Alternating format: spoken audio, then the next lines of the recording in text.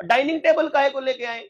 जब हमें पता है कि भैया आलती पालती मार के बैठकर खाने से खाना हजम होता है, बढ़िया, तो डाइनिंग टेबल पर बैठकर खाने से हजम ही नहीं होता है। जब डाइनिंग टेबल पर बैठकर खाना ही खतरनाक है, अंग्रेजों को तो इसलिए खाना पड़ता है क्योंकि वहां सर्दी बहुत ज्यादा होती है, वो कपड़े के नीचे दूसरा कपड़ा पहन के रखते हैं, तो पालती मार के बैठा नहीं जाता इतने मोटे मोटे कपड़ों में, तो मजबूरी है उनको कुर्सी पर बैठना, इसलिए हगने के लिए भी कुर्सी चाहिए होती है उनको, जिसको अंग्रेजी सीट बोलते हो।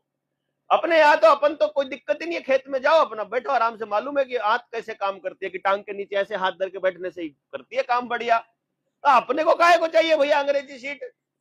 उनकी मजबूरी को हमने फैशन मान लिया। बताओ गधे कितने हैं हम लोग।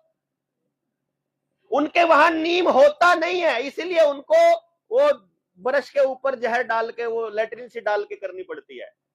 लेटरिन सी है वो क्या? नहीं, कुत्ते को हगते हुए देखो, बंदर को हगते हुए और ट्यूब में से निकलते हुए देखो, बराबर ही लगेगा आपको।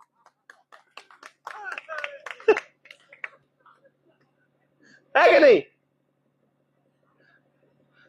उनको मजबूरी में करना पड़ता है क्योंकि उनके पास ऐसे औषधीय पौधे नहीं है, और उनके पुरखों ने कोई ऐसा आयुर्वेद का साइंस नहीं पढ़ा है कि अपने मुंह के अंदर बैक्टीरिया हमारे काम का होता है।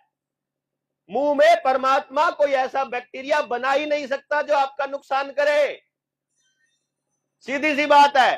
तो जो टूथपेस्ट अंदर के बैक्टीरिया के 99% बैक्टीरिया को मार रहा है, वो बैक्टीरिया फायदेमंद बैक्टीरिया को मार रहा है।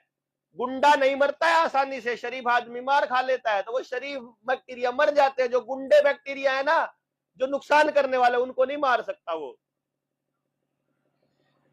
और ये स्किन के ऊपर भी जो बैक्टीरिया है, यहां स्किन जो हमारी है ये बात करती है अपनी गट हेल्थ से। स्किन गट जो है अपनी, यानी अंदर जो हाजमे वाले जो बैक्टीरिया है, उनसे ये हमारी स्किन बात करती है।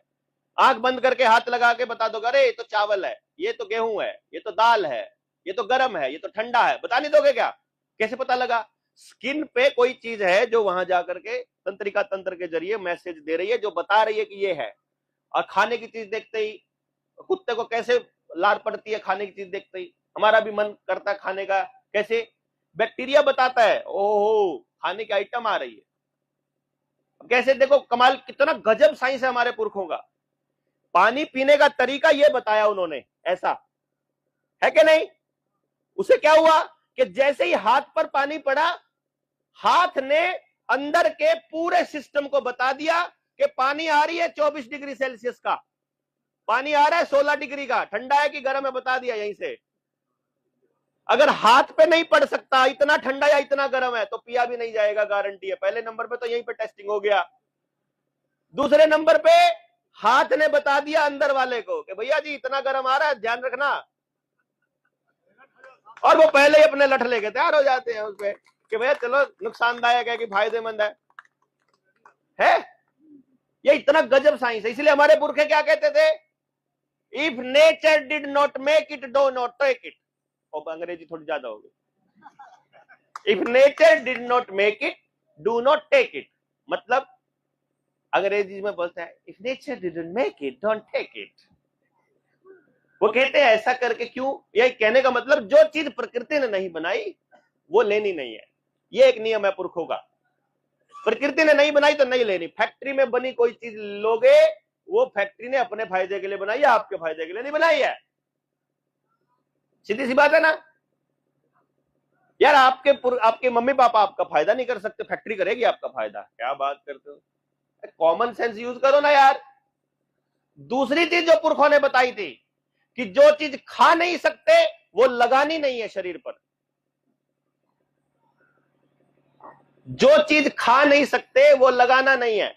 इसलिए सिर में हम लोग दही यूज करते थे, मुल्तानी यूज करते थे। मुल्तानी लगा भी लेते थे, खा भी लेते थे, तख्ती भी पोंछ लेते थे। वो नाखून में जाए, कहीं जाए, खा ली तो कोई नुकसान ही नहीं है। सबसे बढ़िया मतलब आपका एंटीबैक्टीरियल का काम कर रही है वो। समझ रहे हैं आप बात को?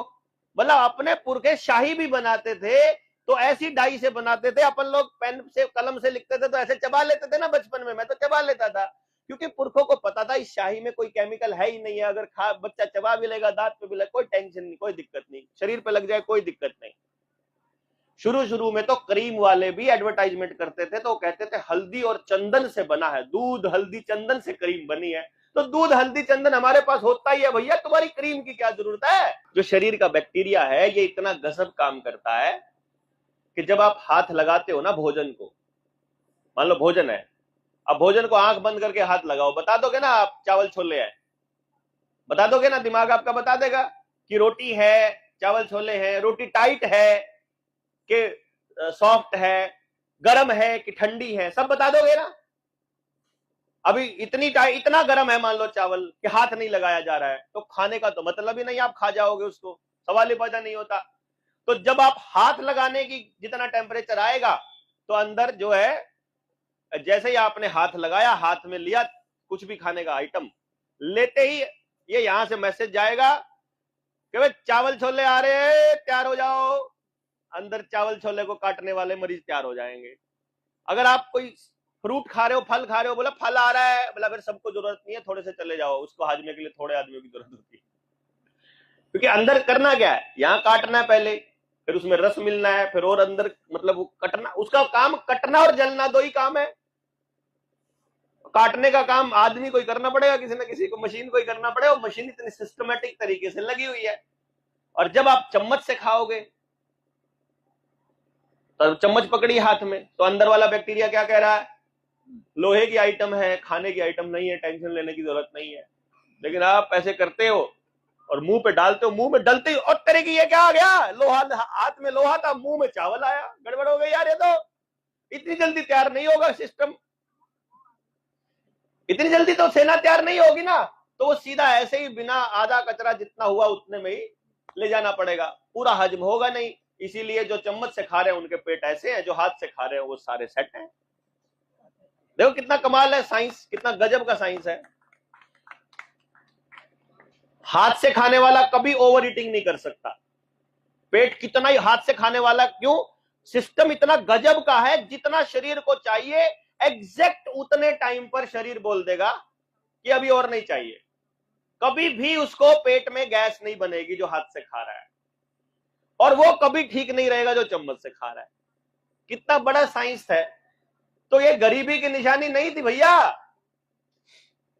इसी तरह से अगर 5000 साल पहले हड़प्पा संस्कृति मिलती है और वो उसके कुछ अवशेष भारत के अंदर हरियाणा में भी मिलते हैं, और वो कहते हैं कि इतनी विकसित सभ्यता थी और वहां पक्की ईंटें मिली हैं और नगर का स्ट्रक्चर मिला है, इसका मतलब हमारे पुरखों को ईंटें बनानी आती थी, इसका मतलब उनको नगर बसाने आते थे, और उनको नगर बसा के उनको समझ में आया कि ये तो कचरा कर लिया, एनवायरमेंट में गलती नहीं है ईंट तो 5-5 हजार साल तक, ये तो पर्यावरण का सत्यानाश कर रहे हैं, परमात्मा की बनाई धरती माता का नाश कर रहे हैं। जब ये समझ में आया तब जाके कच्ची झोपड़ियां और गोबर के लिपे हुए कच्चे मकान बनाने चालू किए थे, ताकि जब टूटे तो उसका एक दाना भी प्रकृति का नाश ना करता हो, हराश ना करता हो। गरीबी की निशानी नहीं थी, वो साइंस की निशानी थी, समझ की निशानी हुआ करती थी। और उन लोगों ने, हरामियों ने ऐसा शो किया कि तुम्हारे पास चप्पल नहीं है, तुम तो गरीब हो। अरे भैया ये चप्पल की गड़बड़ नहीं है, गड़बड़ क्या है, हमको पता है तुम्हारे वहां तो पहाड़ है, पत्थर है, पथरीली जमीन है, या बर्फ पड़ती है, या मतलब कांटेदार है, वहां ना बारिश होती है ना कुछ, चलने के लिए जमीन है ही नहीं है तुम्हारे वहां। तो तुम सारे नेगेटिविटी में जी रहे हो।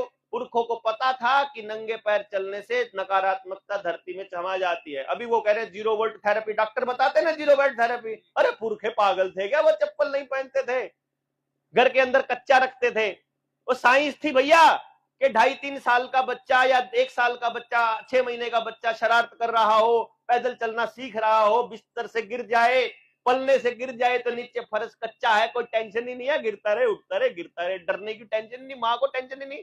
अभी क्या है, जिनके घरों में पूरे चमकीले वाले वो लगा रखे हैं, मेरी जानकारी में ऐसे कम से कम 20 यार दोस्त हैं जिनकी माएं, इंक्लूडिंग मी, मेरी भी बाथरूम में फिसल के गिर के हड्डी उड्डी टुड़वाई पड़ी है।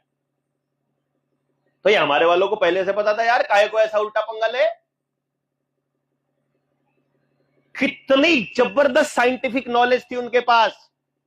वो गरीबी की निशानी नहीं थी नंगे पैर रहना, वो लुंगी बांध के रखना। अभी पैंट वालों को बड़ा हो कहते ना, बड़े शाणे, अब ये जीन्स बना के भाई पहन के रखा हुआ है। इनको पता ही नहीं है जीन्स जर्मनी में बनी थी और वो मजदूरों के लिए बनी थी, क्योंकि उनको बहुत ज्यादा रोज की रोज धोने का झंझट था, मैली बहुत जल्दी ये कपड़े हो जाते थे। उन्होंने कहा ऐसा कपड़ा बना दो साला, एक बार पहने तो 30 दिन तक धोने की टेंशन ही खत्म हो जाए, क्योंकि परिवार से दूर रहता है मरीज, जो मजदूर होता है हमेशा। तो वो कपड़ा बना दिया, उसको उन्होंने फैशन बना के हमारे ऊपर थोप दिया। और ये अब आयुर्वेद में हमने पढ़ा, मेरे को भी इतनी अकल पहले नहीं थी भैया, जींस तो हम भी पहना करते थे, ठीक है। और फिर बाद में अकल आती है तो पता चलता है, और तेरे की ये तो आयुर्वेद में मेंशन है कि जो ये तगड़ी से नीचे वाला हिस्सा है ये खुला रहना चाहिए, इसमें हवा लगनी चाहिए।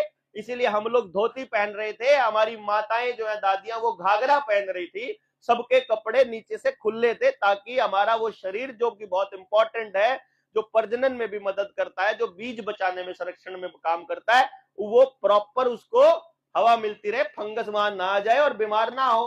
अब जिन जितनी टाइट पहनी हुई है वो लड़कियों के जो है गर्भपात हो रहे हैं और लड़कों को आईवीएफ सेंटर में जाके बच्चे पैदा करने पड़ रहे हैं। देखो नपुंसकता और बांझपन का लेवल है। ये टाइट कपड़े पहनाना षड्यंत्र का हिस्सा था, उनकी मजबूरी है ये कपड़े पहनना, क्योंकि वहां ठंड बहुत ज्यादा होती है, साल में 9-9 महीने बर्फ पड़ती है यार, उनको मजबूरी है बंधे रहना, टाई बांधना मजबूरी है उनकी, हवा ना जाए ताकि। हमारी मजबूरी नहीं है यार, हमारी मजबूरी सिर्फ एक है कि हमें सूरज की धूप खूब मिलती है तो हमारा सर ढका होना चाहिए खाली, इसलिए हमारे वालों ने क्या किया, सीधी पगड़ी, पगड़ी या टोपी। देखो मुल्ला जी टोपी पहन के रखते हैं और वो लोग पगड़ी, एक ही है, मकसद एक ही है। सबको, सबके पुरखों को साइंस पता थी कि साल में 2 बार ऐसी धूप गिरती है जो सिर पे पड़े तो पक्का बीमार करेगी, समझे। सिख हो, मुसलमान हो, हिंदू हो, सबके सिर ढकने के लिए बने हैं। ईसाई है खाली, क्योंकि वो तो उन्हीं का गेम है।